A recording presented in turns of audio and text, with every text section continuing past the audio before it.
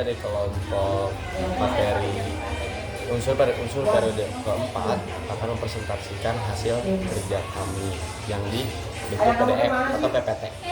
Nah, yang pertama kami akan memperkenalkan diri. Perkenalkan, nama saya Raska Fauzan Batulama. Perkenalkan, nama saya Dimas Ridwan Putra Pratama.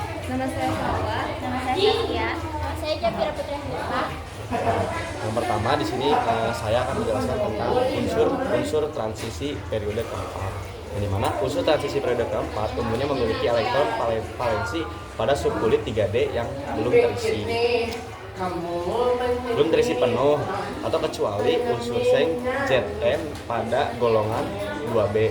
Hal ini menyebabkan unsur transisi periode keempat memiliki beberapa sifat khas yang tidak dimiliki oleh unsur-unsur golongan utama, seperti sifat magnetik, warna ion, aktivitas katalitik, serta kemampuan membentuk senyawa kompleks. Selanjutnya, sini ada cara menghafal unsur-unsur periode keempat periode 4 yang efektif yang akan dibacakan oleh Dimas.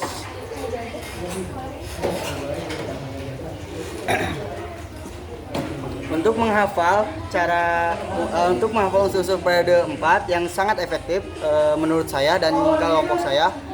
Yang pertama caranya menghafal secara bertahap.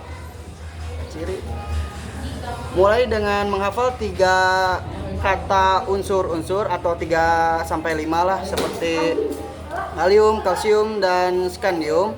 Itu diucapkan beberapa kali setiap sampai 5 kali, seperti kalium,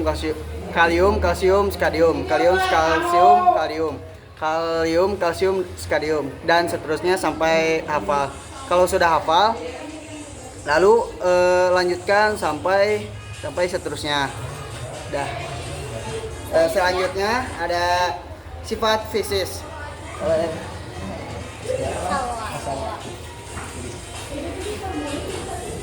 Lalu yang selanjutnya ada sifat fisis. Yang pertama, semua unsur transisi adalah logam. Yang kedua, dalam satu periode kiri kanan sifat-sifatnya energi ionisasi. Jari-jari atom, titik lele, titik didih, dan massa jenisnya tidak banyak berubah. Dan ini ada juga tabelnya. Lalu yang selanjutnya ada sifat kimianya.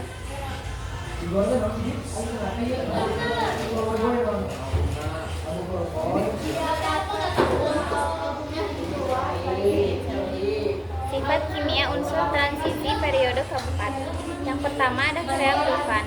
Dari data potensial elektroda, unsur-unsur transisi periode keempat memiliki harga potensial elektroda negatif kecuali Cu, E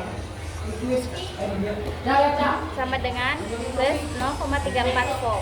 Ini menunjukkan logam-logam tersebut dapat larut dalam asam kecuali tembaga. Kebanyakan logam transisi dapat bereaksi dengan unsur non-logam, misalnya oksigen dan halogen. Contohnya 2Fe tambah 3O2 menjadi 2Fe2 dan O3. Skandium dapat bereaksi dengan air menghasilkan gas hidrogen menjadi 2Fe tambah 6H2O menjadi 3H2 tambah 2Sc.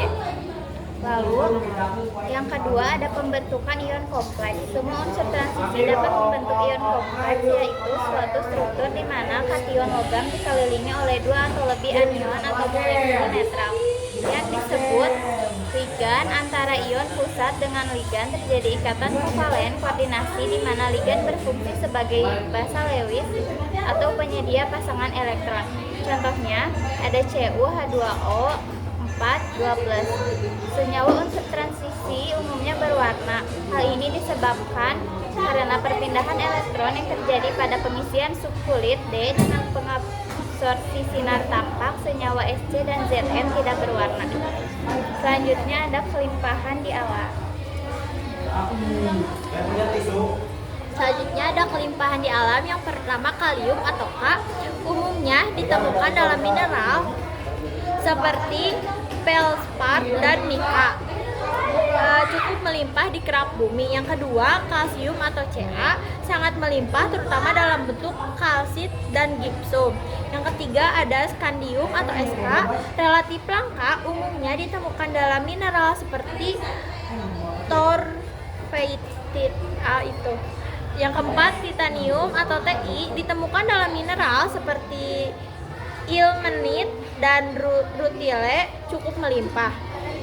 Yang kelima, vanadium atau V ditemukan dalam biji vanadinite dan kornitite kurang melimpah. Yang keenam ada kromium atau Cr ditemukan dalam biji kromit cukup melimpah tetapi terbatas pada lokasi tertentu. Yang ketujuh ada mangan atau Mn.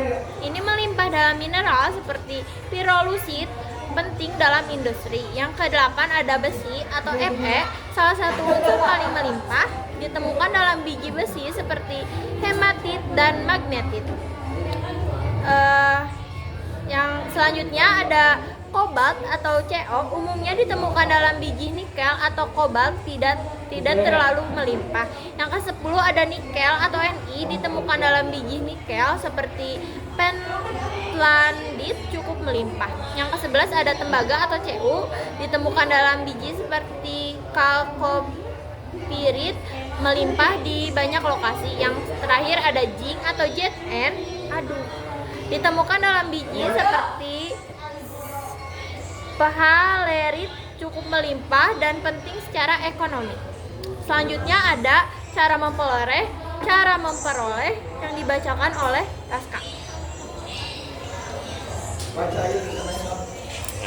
Selanjutnya di sini ada cara memperoleh. Yang pertama itu ada kalium atau K, digunakan dalam pupuk sebagai kalium klorida atau kalium sulfat untuk membantu pertumbuhan tanaman, berperan penting dalam fungsi sel-sel tubuh, terutama dalam menjaga keseimbangan elektrolit. Yang kedua ada kalsium atau disebut Ca, penting untuk kesehatan tulang dan gigi, digunakan dalam pembuatan semen, kapur, dan kalsium karbonat.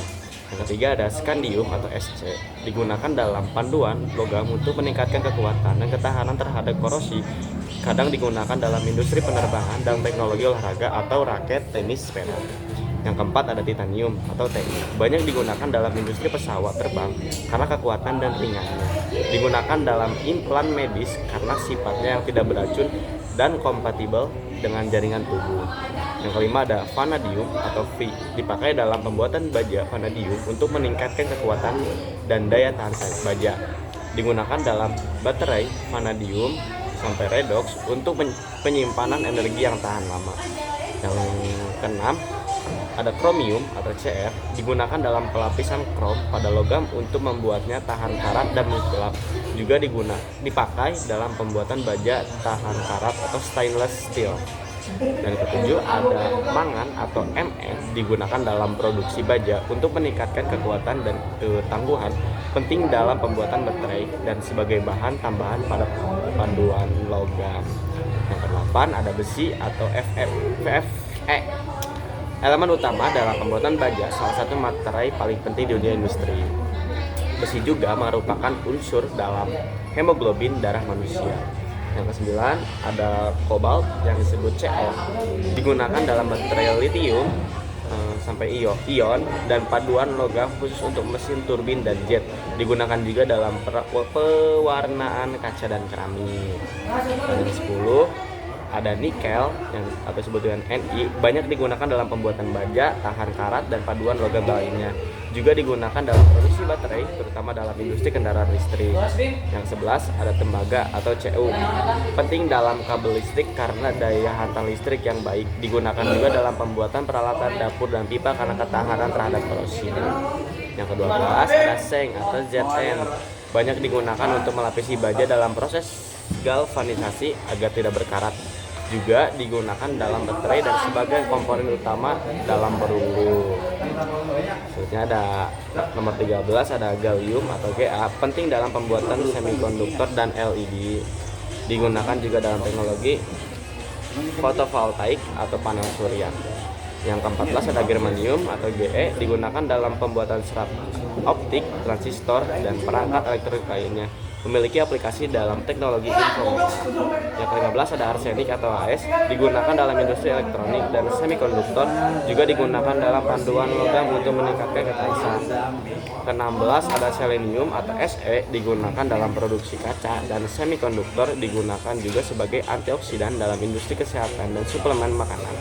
ke-17 ada brom atau sebutan BR digunakan dalam pembuatan zat aditif untuk bensin dan bahan pemadam kebakaran, juga digunakan dalam pembuatan obat-obatan. Yang terakhir ada krypton atau KR digunakan dalam lampu neon dan fotografi kilat. Dipakai dalam laser krypton fluorida yang digunakan untuk aplikasi di bidang penelitian dan teknologi. Nah, selanjutnya sini ada kegunaan unsur dan senyawanya yang akan dibacakan oleh Dimas Ridwan. Dan selanjutnya ada kegunaan unsur dan senyawanya. Yang ke-1 ada kalium yang bersimbol K. Kegunaannya, kalium sangat penting untuk fungsi sel dan jantung. Kalium klorida dalam kurung KCl digunakan sebagai elektrolit dalam cairan infus. Dan senyawanya kalium nitrat dalam kurung KNO3 digunakan dalam pucuk dan bahan peledak serbuk mesiu. Yang kedua, kalsium yang bersimbolkan Ca. Kegunaan kalsium penting untuk kesehatan tulang dan gigi, digunakan dalam pembuatan semen dan kapur. Senyawanya kalsium karbohidrat berkurung CaCO3 digunakan dalam obat mah dan bahan bangunan. Yang ketiga, skandium yang bersimbolan Sc. Kegunaannya digunakan dalam panduan aluminium skandium untuk komponen pesawat dan peralatan olahraga. Senyawanya skadium oksida dalam kurung Sc2O3 digunakan dalam lampu dan perangkat elektrolit. Selanjutnya sawa.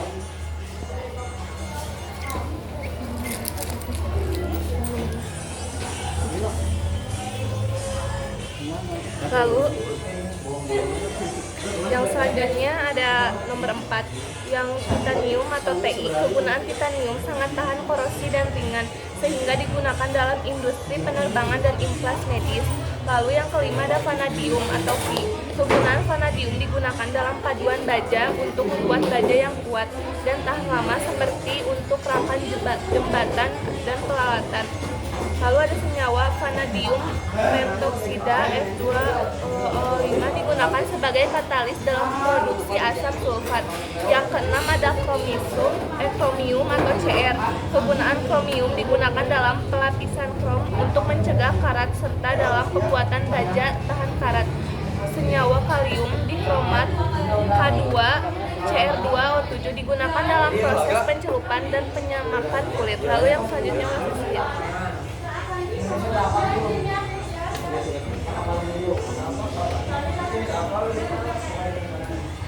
Lalu yang ketujuh ada mangan atau Mn digunakan dalam produksi baja untuk meningkatkan kekuatan dan ketahanan karat. Senyawanya kalium premagnat KMnO4 digunakan sebagai disinfektan dan dalam reaksi kimia sebagai agen oksidator. Lalu yang kedelapan ada besi atau Fe. Kegunaannya adalah bahan utama dalam pembuatan baja yang digunakan dalam konstruksi alat transportasi dan peralatan rumah tangga. Senyawanya hematit atau Fe2O3 dan magnetit Fe3O4 digunakan sebagai biji besi untuk produksi logam besi. Yang kesembilan ada kobalt atau Co. Kegunaannya digunakan dalam paduan logam untuk baterai litium ion serta dalam industri keramik dan cat. Senyawanya kobalt 2 klorida CoCl2 digunakan sebagai indikator kelembapan. Selanjutnya nomor 10. Ini di sini ada nikel atau Ni. Ini digunakan dalam paduan logam, terutama dalam baja, tahan karat dan dalam pelapisan logam untuk melawan korosi. Senyawanya nikel sulfida atau NiS digunakan dalam industri pelapisan logam dan baterai. Yang ke-11 ada tembaga atau Cu. Ini digunakan dalam kabel listrik, pipa air dan elektronik karena sifat konduktivitas listrik dan termalnya yang tinggi. Ini senyawanya tembaga atau II sulfat CuSO4 digunakan sebagai fungisida dan dalam proses elektrodeposisi. Yang ke-12 ada zinc atau Zn, ini digunakan dalam galvanisasi baja untuk mencegah karat dan dalam pembuatan baterai. Senyawa seng oksida atau ZNO digunakan dalam krim pelindung matahari dan sebagai bahan baku dalam industri karet. Ini Wah, Cukup sekian presentasi yang kami sampaikan. mohon maaf bila ada salah kata. Wassalamualaikum warahmatullahi wabarakatuh. Nyanyinya di bawah.